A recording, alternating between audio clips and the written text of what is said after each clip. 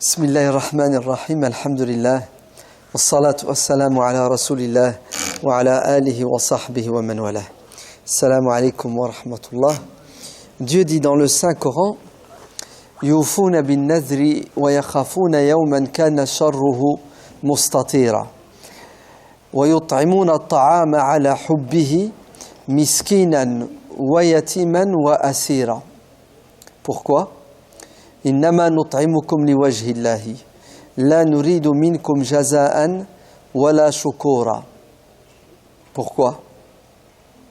Inna nakhafu min rabbina yawman abusan qamtarira. Quel fut le résultat? فوقاهم الله شر ذلك اليوم ولقاهم نضرة وسرورا. صدق الله العظيم. Dans un autre verset du Coran, dans la sourate La Vache, ça c'était la sourate Al-Insan, l'homme. On l'appelle aussi la sourate Ad-Dahr, le temps.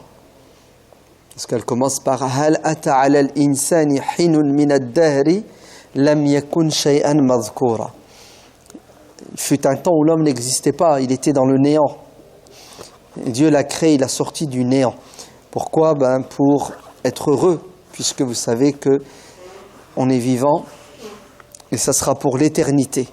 La mort, ce n'est qu'un passage. L'âme ne meurt pas. C'est le corps qui se transforme en poussière pour être recréé une deuxième fois. Mais sinon, le cadeau divin est pérenne. Il ne s'arrête pas. Car l'âme, même lorsqu'elle quitte notre corps, elle reste vivante et elle jouit lorsqu'elle mérite la jouissance.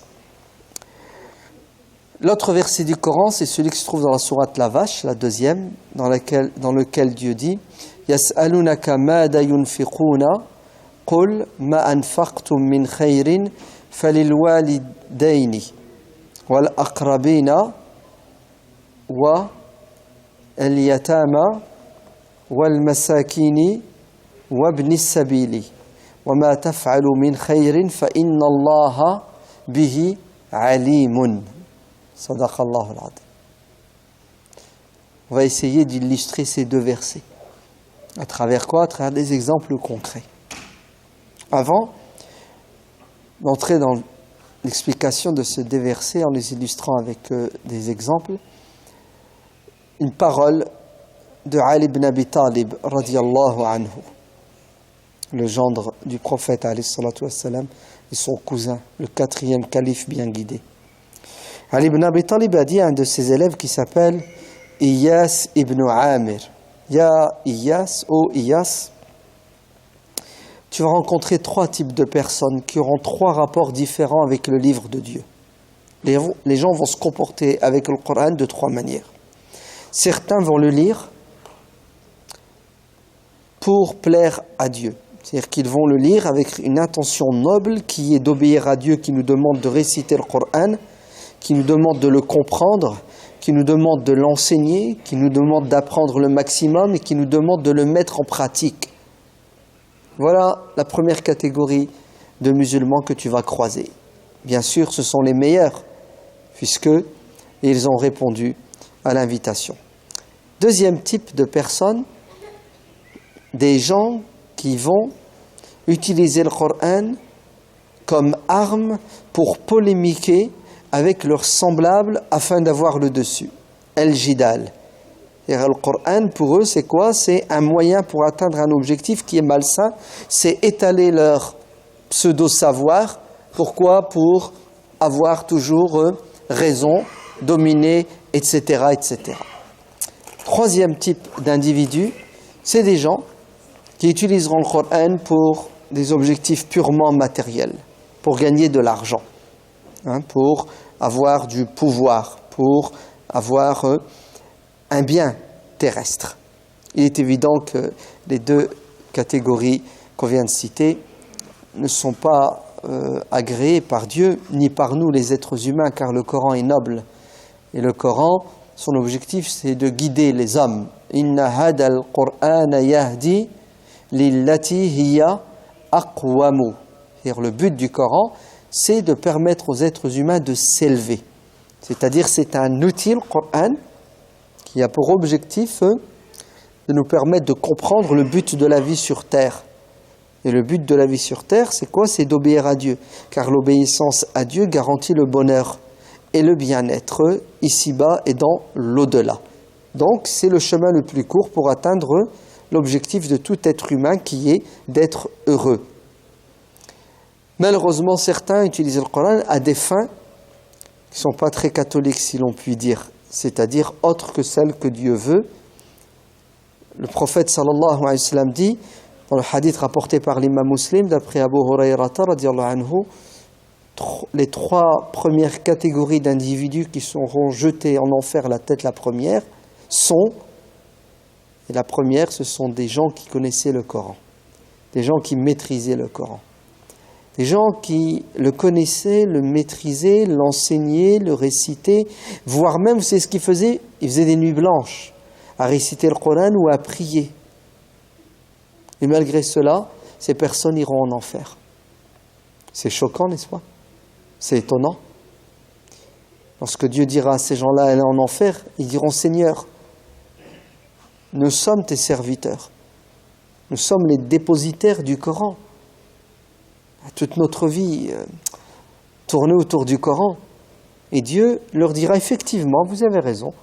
Vous l'avez appris, vous l'avez récité, vous l'avez enseigné, vous avez fait des prières.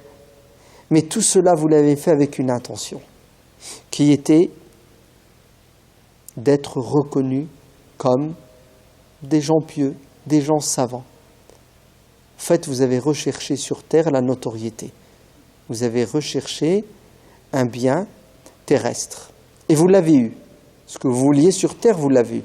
Vous vouliez être connu, vous vouliez être réputé, vous vouliez être respecté. Il y a le plaisir matériel et il y a le plaisir symbolique. Vous avez eu ce que vous vouliez grâce au Coran. Pourquoi est-ce qu'aujourd'hui vous cherchez une récompense à laquelle vous ne pensiez même pas sur terre? Vous aviez un patron sur terre, c'était votre ego. Votre ego a été satisfait. Pourquoi est-ce que vous voulez que moi, le maître de l'univers, vous récompense pour quelque chose que vous n'avez pas fait? Ce que je vous ai demandé de faire, vous ne l'avez pas fait. Vous avez fait ce qui vous plaît. Moi, je vous ai demandé quoi? Ala lillahi ad-dinul khalis. Wa ma umiru illa liya'budu Allaha mukhlisina lahu ad-din. Le devoir de tout croyant, c'est d'adorer Dieu avec sincérité, pas d'hypocrisie. Pourquoi est-ce que vous voulez que je vous récompense alors que vous n'avez pas fait ce que je vous ai demandé de faire? Jeter en enfer, qui ça? Cette personne, toute sa vie, elle a tourné autour du Coran? Non. Sa vie, elle a tourné autour de son ego. Le Coran n'était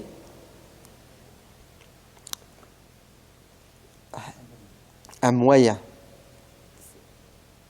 Pour ça, il ne suffit pas d'apprendre le Coran, de bien le réciter. Vous vous trompez. Le but du Coran, c'est de purifier nos cœurs.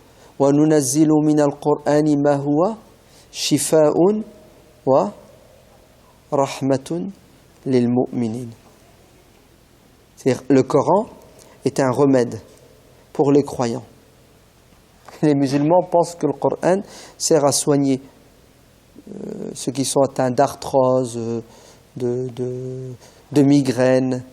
Vous savez, ils pensent que le Coran, le but, c'est de soigner nos corps, alors que le but du Coran, c'est de soigner nos cœurs. Lima fi as-sudur, l'âme. Bref, Ali ibn Abi Talib radiallahu anhu prévient son élève Iyas ibn Amir en lui disant, fais attention, ne te fais pas avoir par les apparences. C'est pas parce que quelqu'un connaît le Coran, récite bien le Coran, fait qiyam layl dans les tarawih, que Dieu l'agrée. Il peut être jeté en enfer le premier. Qui sera sauvé par le Coran? Ceux qui seront sincères et qui le... Alors, regardez ce que Dieu dit dans le Coran. Yatlouna kitab Allah, yatlouna ayatihi. Dieu utilise le terme tilawa. At-tilawa en arabe ne signifie pas la récitation uniquement. Ouais. Il est beaucoup plus riche ce terme, il est polysémique, il a plusieurs sens. At-tilawa signifie la récitation parce que tu récites le premier mot, tu le fais suivre du deuxième, du troisième et du quatrième. Mais at-tilawa signifie suivre le Coran. Yatlouna kitab Allah, ça veut dire ils l'ont pris comme guide. Yatlounahu haqqa tilawatihi.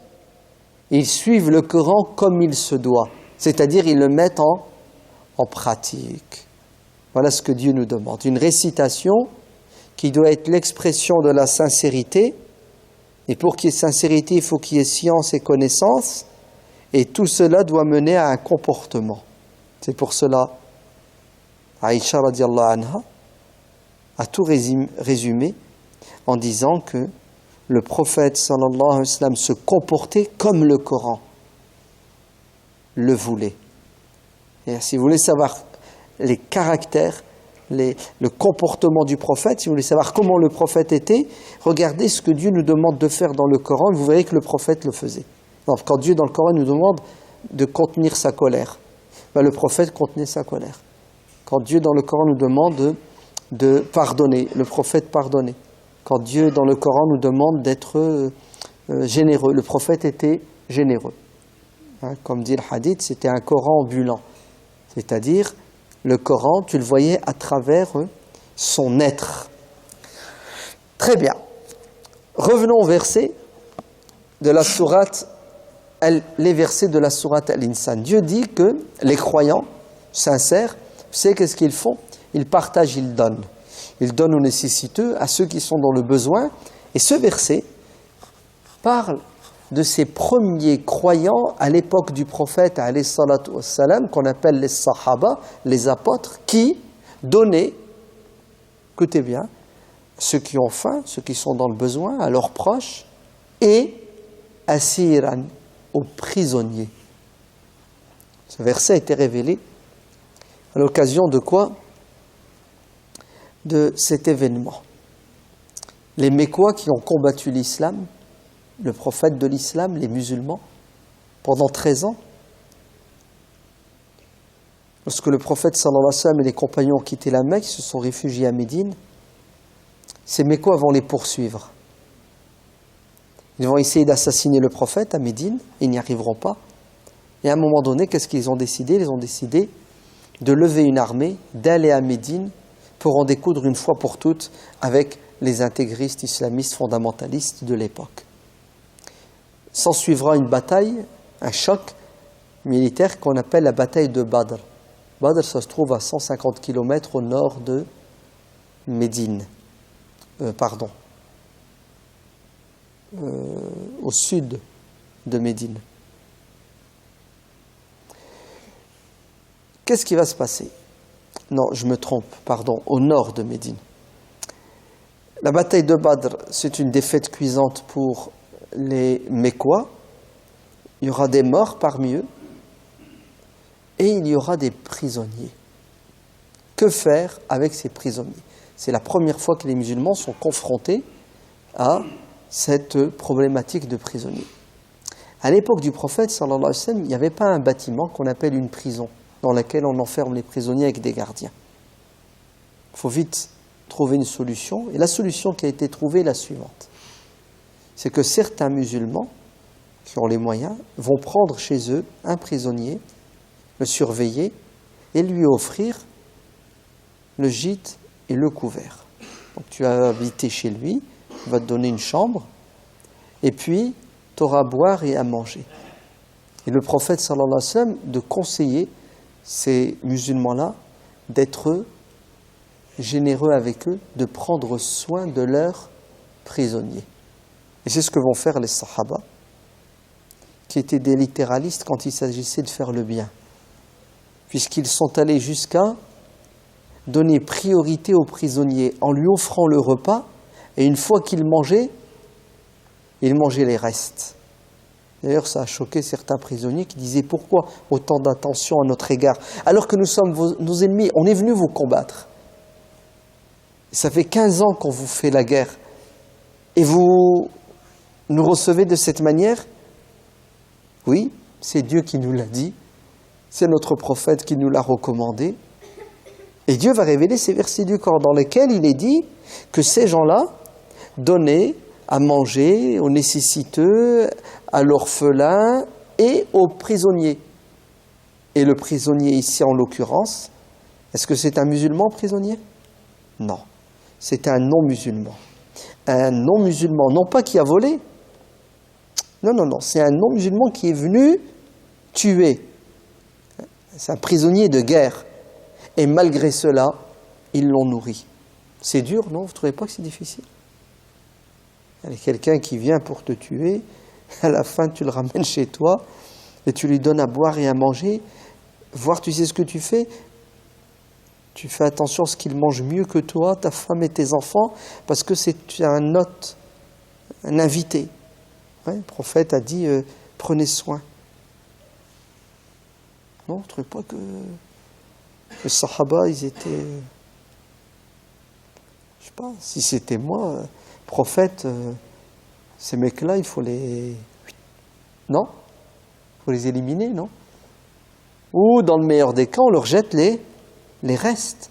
Ce sont nos ennemis, ça fait 15 ans qu'ils nous font voir l'enfer. Et secondo,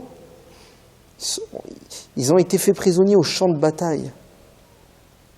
Regardez comment, subhanallah, notre religion nous enseigne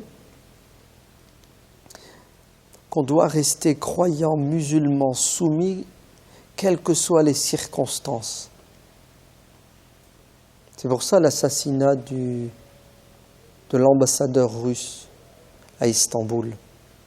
C'est un crime, islamiquement parlant.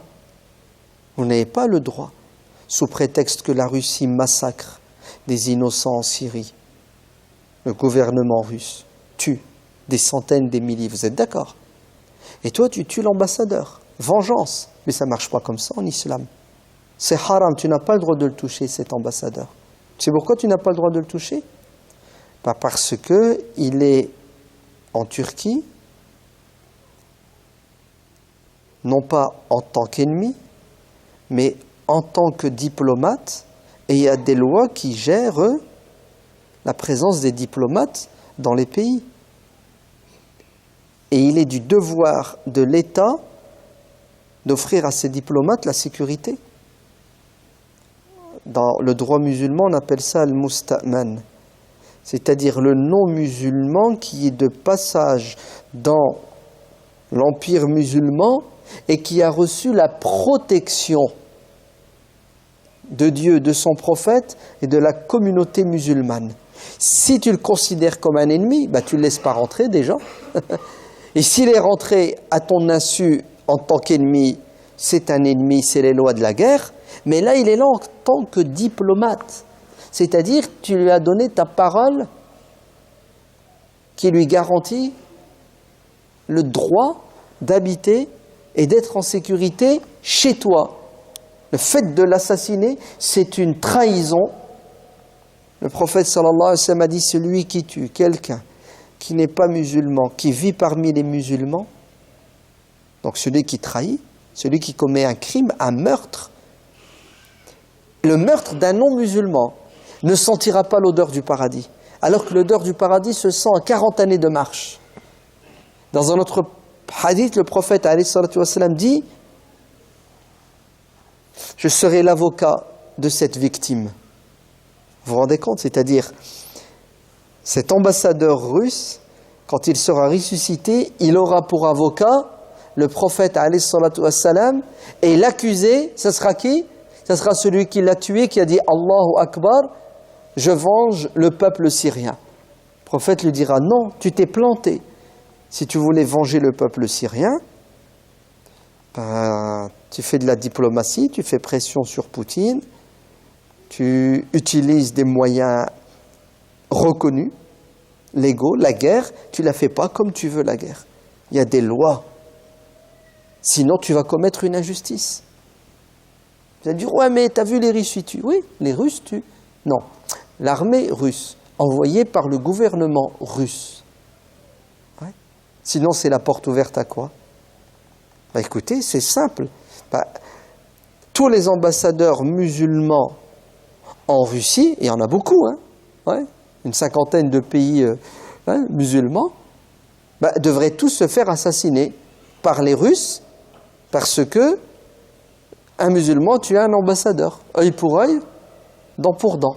C'est quoi ce désordre, ce boxon intellectuel, spirituel, moral? Ça ne marche pas comme ça. Notre religion nous met des limites, on ne fait pas ce qu'on veut, on ne laisse pas sa haine parler. Non. La haine doit être maîtrisée par le shara, ce qu'ils appellent la charia, par l'éthique et la morale islamique, qui te dit tu n'as pas le droit de toucher à cet ambassadeur, même si son État, ouais, son pays, tue des êtres innocents, musulmans ou non, à côté. Ouais.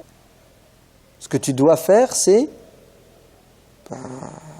rupture des relations diplomatiques, tu les expulses, ouais, de Turquie pour faire pression et après tu fais ce que tu penses être bien.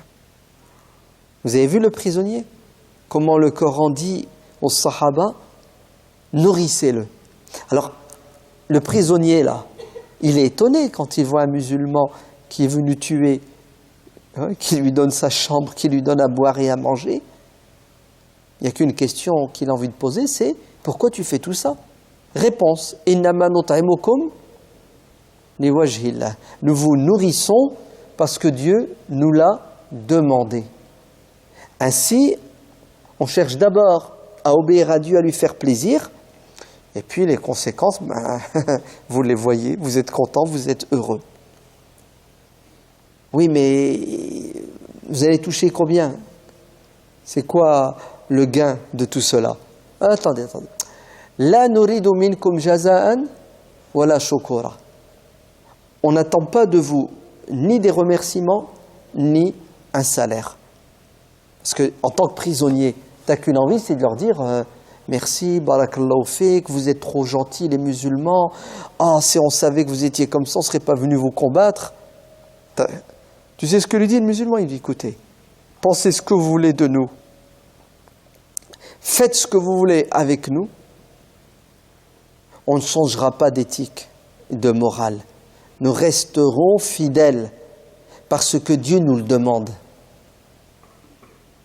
Résultat, فَوَقَاهُمُ شَرَّ ذَلِكَ الْيَوْمِ, le jour de la résurrection, ces croyants soumis, hein, auront le bonheur auquel ils aspiraient. Vous avez compris ce premier verset? Ce qu'il signifie à travers cet exemple? Ben, nous allons prendre un deuxième exemple qui va dans le même sens, un peu plus tardif. On est en 1845, en Irlande.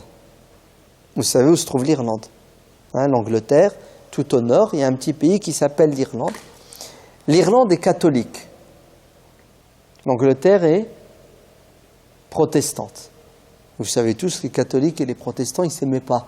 Il fut encore quelques décennies dans cette région, puisque c'est connu, l'IRA, l'armée républicaine, etc. Bon, bref. Donc ça a toujours été de l'animosité, de la haine entre les protestants et les catholiques, des massacres de temps en temps. En 1845, l'Irlande va être touchée par une famine sans précédent, due, entre autres, à une bestiole, un microbe, qui va toucher le légume des pauvres, la pomme de terre. Ainsi, la récolte de pommes de terre est jetée à la poubelle. Et les années suivantes, même chose. Et l'Irlande va perdre en quelques années un quart de sa population. Plus d'1 million de personnes meurent de faim, meurent de maladie.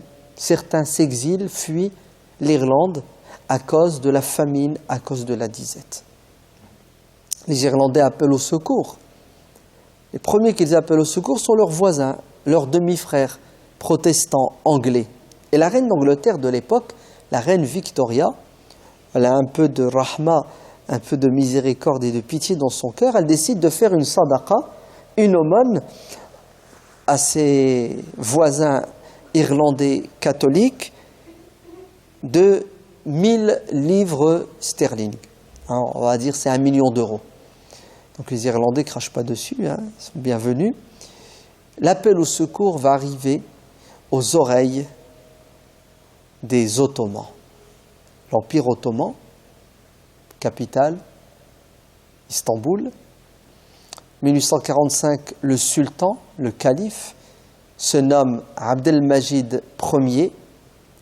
Lorsqu'il apprend ce qui se passe en Irlande, qu'est-ce qu'il va faire?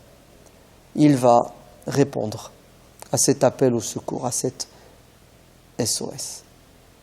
Et lui, il décide de faire une sadaqa de 10 000 livres sterling. 10 millions d'euros pour qu'on se comprenne. 10 fois plus que ça, Sa Majesté la Reine. Et quand la Reine apprend cela, colère. Parce qu'il ne sied pas à quelqu'un, a fortiori un musulman, un intégriste islamiste, fondamentaliste. Les Ottomans à l'époque, c'était eux les terroristes islamistes. De donner plus que la reine, car la reine, par excellence, c'est la mère poule généreuse qui pense à tout le monde. Est-ce que vous savez que la reine Victoria va refuser l'aide des Ottomans et dire aux Ottomans, on veut bien que vous aidiez les Irlandais, mais à hauteur de 1000 livres sterling, pas plus. Qu'est-ce que vont faire les Ottomans? Ils ne vont pas tomber dans le piège de cette reine sans cœur, sans raison, l'ego, l'orgueil, la vanité. Ils vont donner, fi sabilillah, le million d'euros aux Irlandais et transformer les 9 millions d'euros en denrées alimentaires. Et la flotte ottomane va quitter le port d'Istanbul avec des centaines de tonnes de nourriture pour aller déverser sa cargaison, ou ça, en Irlande. Est-ce que vous voyez le chemin qu'ils vont faire? Istanbul, vous descendez, il y a la mer de Marmara, la mer Méditerranée, ils arrivent où? L'océan, c'est ça? Et après ils remontent jusque l'Angleterre. Et quand ils arrivent pas loin du port de Belfast, pour s'arrêter, pour descendre, vous savez ce qui leur arrive? Ils sont attaqués par les navires anglais, les navires de la reine. Et la flotte ottomane est obligée de rebrousser chemin. Mais ils ne vont pas retourner en Turquie. Ils vont attendre la nuit noire pour essayer d'esquiver la flotte anglaise et remonter plus vers le nord. Et ils vont s'arrêter dans un petit port irlandais, le port de Drogheda. Et c'est là où ils vont déverser leurs marchandises. Le peuple irlandais est heureux. Enfin, alhamdulillah, dit, en anglais, Dieu nous a entendus et il nous a envoyé les Turcs, les Ottomans, les morts. Oui. Et effectivement, les nobles irlandais vont écrire un courrier de remerciement au sultan Abdelmajid, dans lequel ils font part de leur gratitude. Merci à son Excellence le Sultan. Merci pour sa générosité, sa bonté. Et le courrier, il existe toujours. Il est dans les archives ottomanes aujourd'hui. Et la flotte ottomane va rentrer chez elle, à Istanbul, et ça va rester dans l'histoire des Ottomans et des Irlandais, puisque les Irlandais n'oublieront pas ce geste. Si bien qu'aujourd'hui, si vous allez dans cette ville, Drogheda, vous savez ce que vous allez trouver? Vous allez trouver le football club de la ville. Son maillot, le maillot des joueurs, porte l'emblème de l'Empire ottoman. C'est quoi l'emblème des Ottomans? C'est la lune avec une étoile rouge. Encore aujourd'hui, cette ville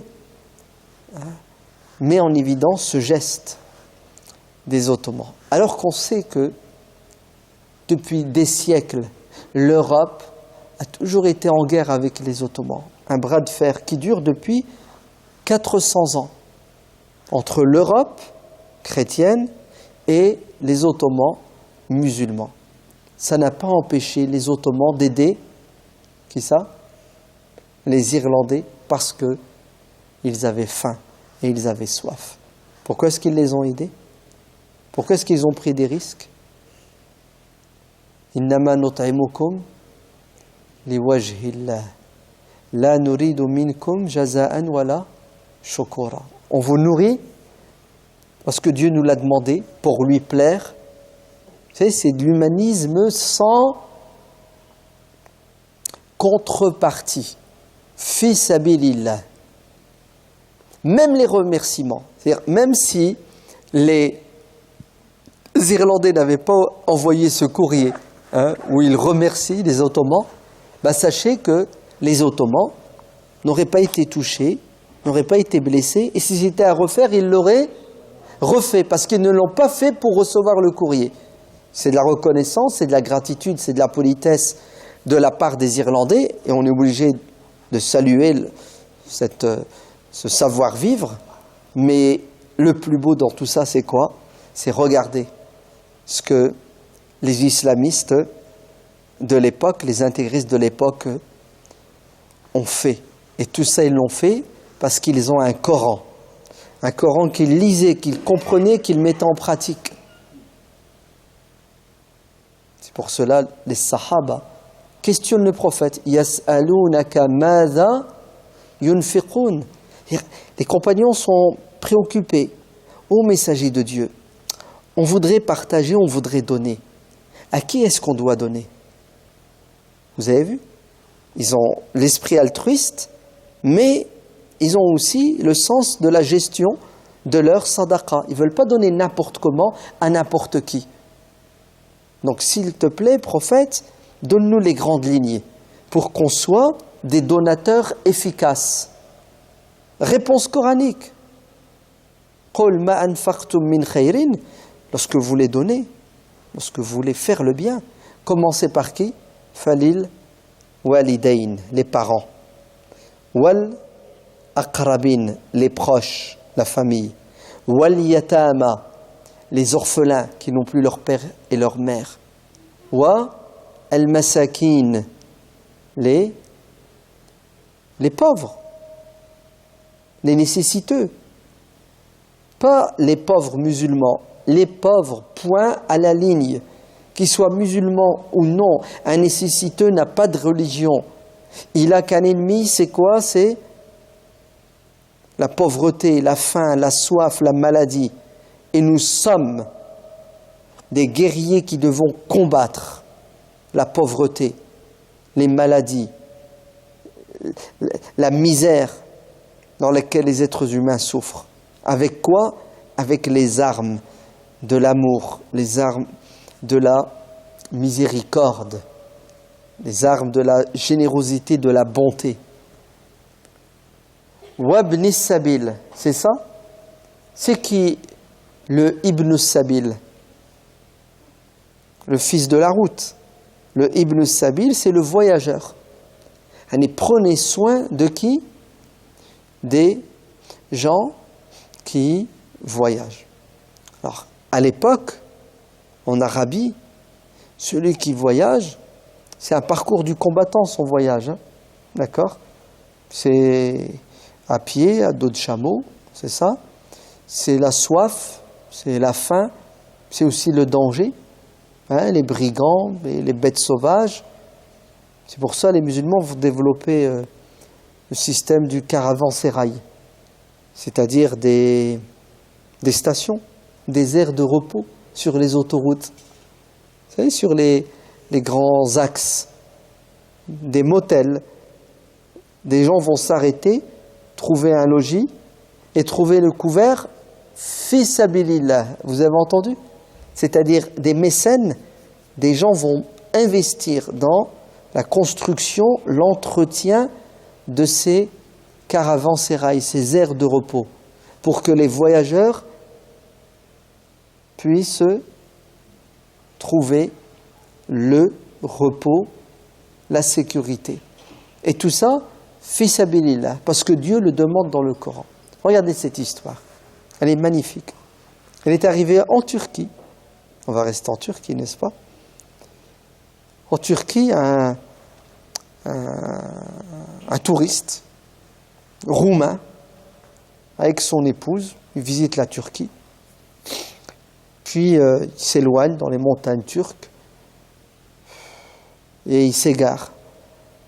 Du mal à retrouver, il est en randonnée, son chemin. La nuit va bientôt tomber.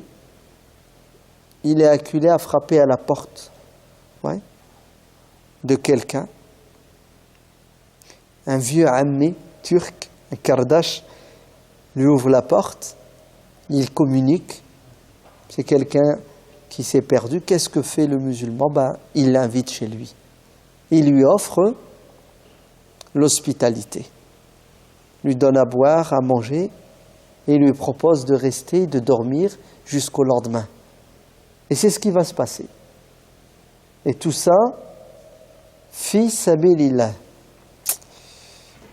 Jusque-là, apparemment, c'est normal, c'est ça, il n'y a rien d'exceptionnel. Si, un étranger. En plus, les gens dans ces coins reculés sont des pauvres, sont des gens qui travaillent durement. Mais écoutez ce que va faire ce père de famille. Sa maison est toute petite. Il n'a qu'une cuisine qui sert de cuisine, de salle à manger et une chambre à coucher pour lui, sa femme et ses petits-enfants. Et il offre, écoutez bien, le gîte à cet étranger avec son épouse. Et il prend sa femme et ses enfants et il sort de sa maison et il va dormir à la belle étoile. Et il lui laisse sa maison seule avec sa femme. Le lendemain matin, notre voyageur roumain découvre ce qui s'est passé la nuit. Et il est touché. Il lui pose la question, pourquoi tu as fait ça? Il était gêné. Il lui a dit, parce que notre Seigneur, dans notre livre, le Coran, nous demande de prendre soin du voyageur qui est dans le besoin. Est-ce que vous savez que ce touriste roumain va rentrer chez lui en Roumanie, il va chercher un Coran, il va se mettre à étudier la religion musulmane et il va se convertir à l'islam. Il est musulman aujourd'hui, lui et son épouse, mais ce n'est pas un musulman comme les autres. Ce n'est pas un musulman comme la majorité des musulmans qui sont musulmans de naissance, qui sont musulmans d'appartenance ethnique ou je ne sais trop quoi, musulmans consommateurs, spectateurs. Vous savez qu'est-ce qu'il est devenu cet homme? Il est toujours vivant, hein? Il a la soixantaine. C'est devenu un musulman engagé qui passe son temps à expliquer l'islam aux Roumains, puisqu'il est roumain, à construire des mosquées, à ouvrir des centres islamiques pour que le peuple roumain redécouvre la religion des Ottomans. Car au cas où vous ne le sauriez pas, il fut un temps, les Ottomans étaient présents en Europe de l'Est. Ils sont arrivés jusqu'aux portes de Vienne, en Autriche. Regardez comment cet homme, sa vie, elle va changer grâce à qui? Grâce à un vieux Hajj musulman qui ne connaît pas le Coran par cœur, qui ne récite pas le Coran en respectant toutes les règles de récitation, mais c'est quelqu'un qui a compris l'essentiel de l'islam, du Coran, et qui l'a mis en pratique. Comme le sultan Abdelmajid, qui a sauvé les Irlandais, comme ce vieil homme qui va réveiller la conscience et le cœur de ce touriste qui va rentrer chez lui et devenir un islamiste, comme diraient certains, puisque grâce à lui, des dizaines de personnes se sont converties à l'islam. Donc, quelle est la relation que nous devons avoir avec le Coran? Est-ce que le Coran doit être un livre que l'on doit mettre dans chaque chambre, dans chaque pièce de notre maison, qu'on doit prendre quand on passe à côté et poser ses lèvres pour l'embrasser, faire un petit baiser qui exprime notre amour, notre respect? Est-ce que le Coran doit être dans nos maisons pour les protéger des diables, des genoux? Est-ce que le Coran doit être lu, récité quand il y a un mort? On a beaucoup d'utilisation du Coran. Aujourd'hui, certaines sont nulles, sont fausses, sont non avenues. C'est des innovations.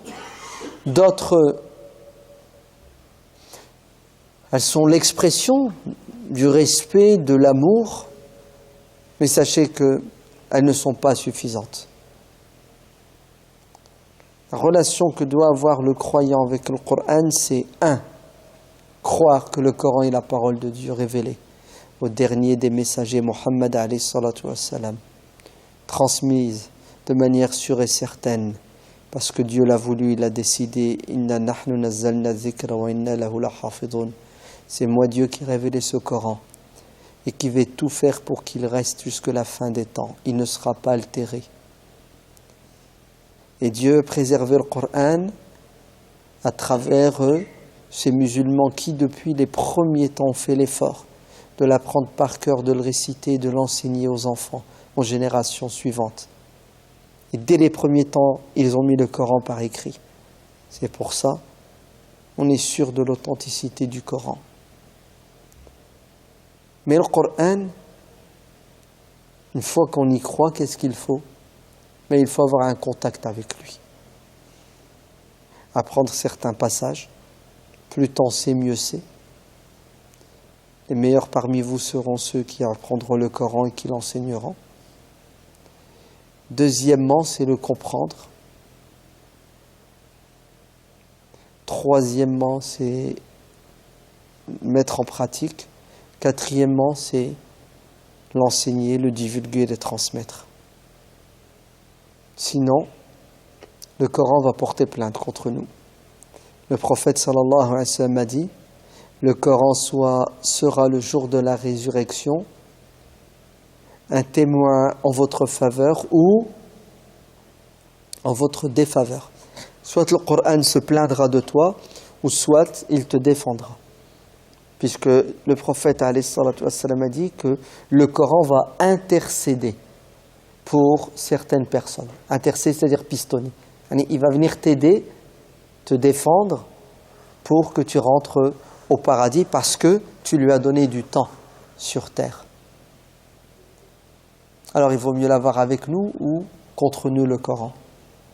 Avec nous.